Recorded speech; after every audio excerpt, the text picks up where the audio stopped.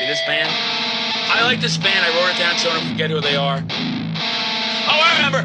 Fucking Slap! We're back here. Metal Horror Madness with your Metal Horror Madman. And we got Wielded Steel with us today. We got the real deal. I was listening. I got to write the songs down because I can't remember nothing. In the Line of Fire. I was blasting out before the Dementors started coming from the skies going, Madman, you can't yell. Everybody needs to hear this music. Yes, stepdad needs to hear it. This is the real deal. This is what metal and hardcore is supposed to sound like. Not your nagging mom with a microwave recipe and all yesterday. Yeah, you should have married Bobby. You shouldn't, but you're stuck with him now. Guys, it is a pleasure. It is a pleasure, ladies and gentlemen. Wielded Steel. I put this music on, and my freaking brain exploded. I put it back together in a dustpan like a puzzle. Not all together, as you can tell. It's not all together, but it's together enough. It's together enough. Guys, it is a pleasure. We've got Cyrus. We've got, is it Jesse? Yes, yeah. Cyrus and Jesse here. Cool. Could be like a Tango and Cash action buddy cop movie from the 80s. I love this. And it is a pleasure. Wielded Steel, I got to tell you, I wasn't too familiar. And I did some deep dives this week. And that music was like that. I like intense. I don't know if that surprises you. Does not surprise me. And that's some intense music. Guys, where did this concept come from? Because you guys are heavy. Thank you. It started with him. Yeah, the name came because I really liked the show Forged in Fire, which was like a metal fabrication show. If you've ever seen it, it's dope. The music came from just everything we've all been listening to. I wrote most of the first release, and it became more and more collaborative as time came on. With this last release, I kind of wrote like the skeleton of stuff, and then we all came together. And we all are super heavily influenced by hardcore and death metal, and that's where it came to be. Hey, you're my type of boys. I like death metal. I get the stuff written on my arm so I don't forget it. Hell yeah, dude, that's awesome. Right? I'm all over that scene. Yeah, I got a biohazard on my leg, and I think that's that is popping right now, and you guys are executing it ridiculously good. I the screaming, the growls, the riffs. I played that song 3 times in a row before we got on here, and I was just getting myself more and more amped. And then the nice thing is technical difficulties. That's my middle name on this thing. The amount of times I've had no sound, no picture, the growing pains I have gone through, and you two are troopers getting through all that, and here you are. And with it, sins of your domain. I love the name. Everything. I'm sitting here going like, did you guys just write the 2026 soundtrack? Your words mean nothing. Fabricated integrity. I feel like that's everything going on in the world.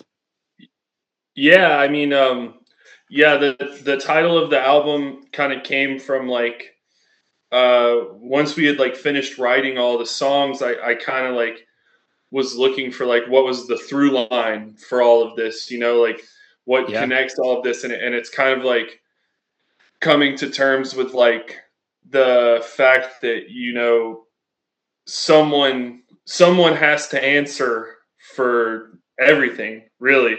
Yeah. And it's like, are you gonna be prepared, you like big you, royal you, are you gonna be prepared to answer for the things you believe in, or the things that have happened that you kind of encouraged or let pass or stood by as they passed, that kind of thing. So that's a great message. And it's something that it happens in the world. It even happens in the music scene. I'm getting all choked up with this message you're giving me here right now. I'm sorry, I'm all choked up.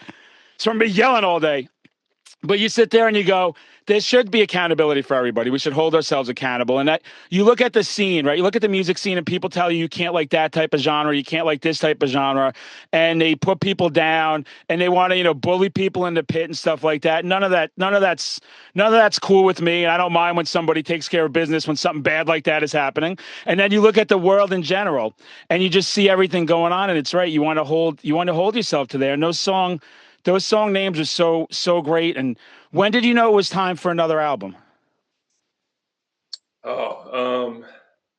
It's a great question. I mean, so we did the first two like EPs, and we started writing these songs. I mean, I feel like it wasn't that long after the second EP came out when we first started writing. It was a long process of like kind of dialing in our sound, I think, because our first two EPs sound in my opinion, a good bit different from this new album. Not like night and day difference or anything, but like if you're into heavy music, you know that there's a lot of different like styles and subgenres and stuff. So like I think we were kind of really trying to figure out like where we wanted to take the influences and like what we wanted to exemplify in our music, and so that process kind of took like a little while. I don't think it's anything like there's not like a period in which like we knew like it's just something we have to do, like we're always right. I knew we wanted to. I think like after we had written maybe like 2 or 3 songs for this record, we were like, we should do something longer, because the first 2 EPs are only like 3 songs each. And so we were like, I think we should try to like make like a more fleshed out project. And so then knowing that and knowing like that it started, like I said, to like dial in our sound more and like figure out really what we wanted to sound like as a band, it kind of like shaped the rest of the writing process. You definitely hear growth. You definitely hear growth. Like I said, I was doing a deep dive, and I think you guys just nailed this one. It sounds, what I've heard so far is perfect. And I'm not just saying that, everybody. Everyone that knows me knows I'm very opinionated, and I really enjoyed this. When you get done with it, one of the things I do, one of my claims to fame is I run out to concerts. Slayer's my biggest band ever. I have the fucking Slayer, all romantically typed. I'm a real romantic boy. So they make me yell at on stage. They make me yell at it louder than life. I got to take videos, pictures. I'll be at Sick New World this year, Texas. My plug, yelling, fucking Slayer! But sometimes I'm not happy with my performance. I'll look at my video and I'll go, I could have done this or that better. Or sometimes I'll watch it and go like, I nailed it. When you got done with this album, how did you feel like I felt, where I was like, home run, perfect, grand slam? Or do you criticize yourselves at all? I mean, I think like in the immediate, like it was kind of like a cycle. Like as soon as we finished recording it, I was like, holy shit, this is amazing. Like we killed it. This record is everything I wanted it to be. And then like maybe there were time periods where I was like, oh, fuck, maybe I should have done this different, or like you know, like should this have been this way, or like blah blah blah blah blah. But then once we like had really sat with it for a little while, I was like, no, this is exactly what it needs to be. Like, nice. In terms of like how it sounds and like the writing on it, like there's nothing actually, like I think it's awesome. But yeah, like Jesse said, there's always like, oh, I kind of wish I'd played this part slightly different, you know? And it's on you guys, right? Like us listening, we don't hear it. We just think this is killer. This is just badass shit. But like, as a creator, I mean, you're always your own biggest critic. So like, and I think as I've gotten older, that's like something I've tried to like give myself a little bit more grace on, is like, just like, you could sit here, you can sit up, because I know some artists who are like some of the most talented artists I know, and they're like amazing songwriters and like amazing musicians, but they just sit on these projects for years, like and just like tweaking and changing little details until it's perfect, and it's like at a certain point you just got to let the songs live. Like it's never truly perfect, you just run out of time. And I mean, why would you want it to be? Like true. We don't, it's this kind of music, especially. It's like it's not about being perfect. It's about like writing a song that you like that is fucking heavy and like that you are proud of and that like conveys big feelings. So that's really all that matters. Like trying to like get all like into the minutia of songwriting and stuff is, in my opinion, usually a detriment, especially to this style of music. Yeah, definitely. That's good to hear. That's good to hear for bands just coming up, right? And they're trying to make everything too perfect. They need the perfect show and the perfect everything. And I look at like Haywire and like Justin and Hatebreed, and those guys are just going, right? They're just constantly going. What's the next opportunity? Go, go, go. This could be a hit, miss, whatever. And that's the way you got to do it. You got to want it. You got to go for it. Like you said, nothing's ever perfect. Who wants it? Once it gets perfect, then we all complain it's watered down. It's a sellout, right? It's too produced. So, Yeah. And in that line, do you prefer writing music? Do you guys prefer recording the music, or would you rather just be on stage playing it? Oh, playing shows. Like if there was a way, if there was a way to play shows forever and never have to record a song in the studio, that would be awesome. But you do have to. Like I would say for me, it's like playing shows is like here. Yeah. Writing music with my friends is like here, and then recording it is like is like the vegetables you have to eat before you can have the dessert of right. Show. Yeah.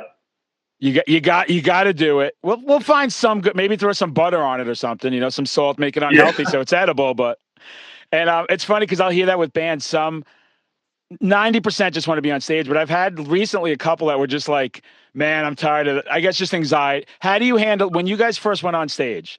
How was that for you? Did you go like, I'm instantly enjoying being up here, or was the first time like, holy shit, what did I just do? What am I doing?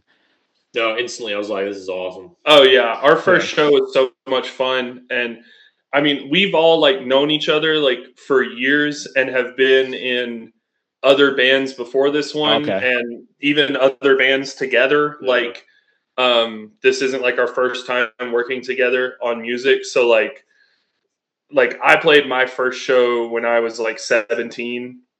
Yep. I'm pretty sure yours was probably around the same age for you, 16 or 17. Yeah. And so like, for this project, like when we played our first show, it was like, I'm so fucking excited to play these songs. Like, nice. And it helps that the show was an amazing show as well. As sang with Sugarbog in Birmingham. So it was like us, this band called Apprehend from Birmingham, No Cure, and sang with Sugarbog. So that was a really cool first show. That's an unreal first show. Yeah, that's like setting the bar right off the bat, right? And do you guys have a favorite venue or show you've played? Ooh. Venue would probably have to be this place called Insanity Skate Park for me in Madison, just because I grew up in Madison. Like we all live in Birmingham now, but Madison's close to Huntsville area, so it's just like nostalgically attached. I used to work there too, and we played some dope shows there. That's probably my favorite venue. Show is hard.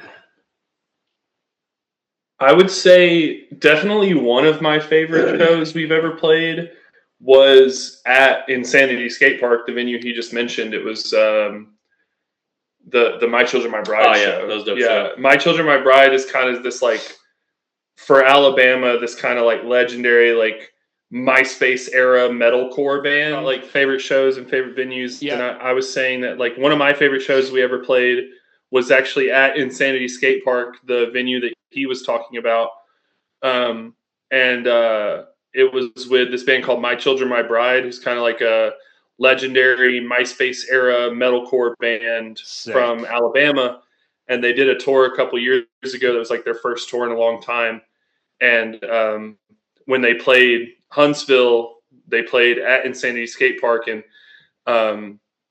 there was just like, there were people at that show that I hadn't seen in like 10, 12 years. Like, It's an awesome show. It was a really fun show, and it was cool to see like, multiple. There were like multiple generations of kind of the local music scene in Alabama all in one place. So that was really fun. What the Alabama scene?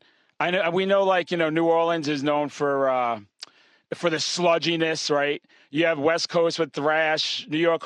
What is the Alabama? What is the core of that scene? Is it a lot of metalcore, hardcore?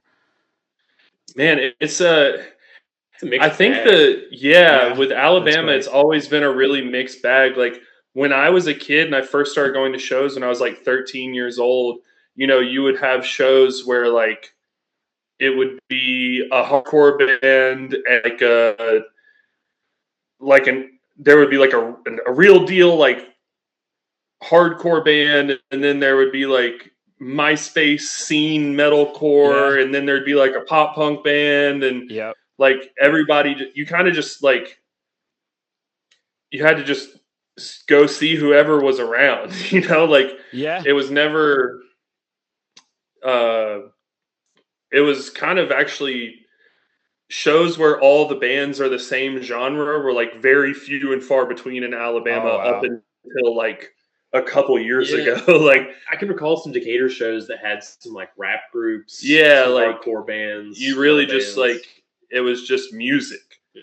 Like that's sick. That's good. That's something you wish you'd see more and more of, right? Where you just go. That's why I love some of the festivals where people. They'll get annoyed by it. I'm like, no, I don't want to just see thrash metal or death. I want to see all these different types of music at the same time. And as you know, when you see it live, everything's heavy. Everything's heavy live. Like you were in the zone when you're watching a show. Yeah. I mean, you see it like you see it. I think there are like a few of like the hardcore, like the big hardcore fests, kind of like are. I think everyone's kind of realizing that too. Like Saves the Day is headlining LDB. Like that's not a hardcore band, but it's like it's from the same like spirit. Like it's from the same world, Yeah, and Furnace Fest, right, too. They do a lot of that stuff where it's all different bands. Yeah, they have all kinds of shit on there. Jimmy Eat World played last year. Yeah.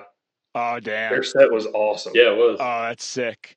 Yeah, I love going to stuff like that where it's all over the map. I really do. When I went last year, I almost killed myself because I had to go see Slayer at Hershey Park. I had to see Slayer at Louder Than Life. I'm flying all over the fucking country to get there, screaming at the top of my lungs. So I would enjoy some diversity. Like that Slayer set was crazy. It was Power Trip, Tendencies, Exodus, Knocked Loose, and then Slayer. And like it worked. Like people were trying to dog Knocked Loose. I'm like, that set was fucking amazing.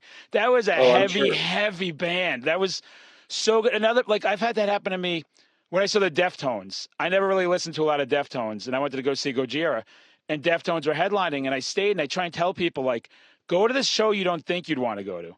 Like, go check out something you normally wouldn't. And then I became like a huge fan. Like, they just over-delivered.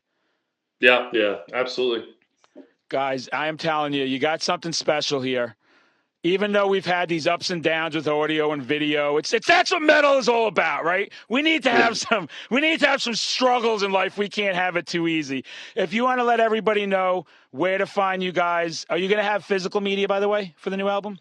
Yeah, we're doing vinyl and CDs of the new record through 1126 Records. It's up for pre-order on their website, 1126records.com. We'll have shows coming up. Yeah, we'll have the vinyl and the CDs with us at our shows in March. We're touring through the Southeast with this band called Dysmorphia, really awesome death metal band from Texas. So yeah. You guys are on Instagram. Are you on any other? Yeah, we Wielded Steel on Instagram. We got all the shows posted there. We got more shows this summer that we're going to announce soon. Yeah. Don't worry. I'll help some more people get over there because I'm going to do a hype video. It may sound crazy to you, but I like to hype things up that I like. It's going to be over the top. Don't call the cops. They're afraid to come here anyway. So we're going to get the name out there more. Wielded Steel. It's been a pleasure. You guys are real guys. I love talking to real people. The second you start talking, you're like, we got the real ones here. You appreciate the music. You're out there bringing it to the fucking fans. You're out there not letting anything stop you. And it has been, the songs I've heard so far are just magic. I got all tingly. In my heart. It was fluttering. The stuff was so good. Guys, it's been a pleasure. Thanks for the hang. Sorry about the audio there, but I'll fix all that up. No worries. See you guys soon. And don't forget to thrash. See you later. Hell yeah. Thanks, bro. Thanks, dude. Yeah. Hey, man, that was awesome. You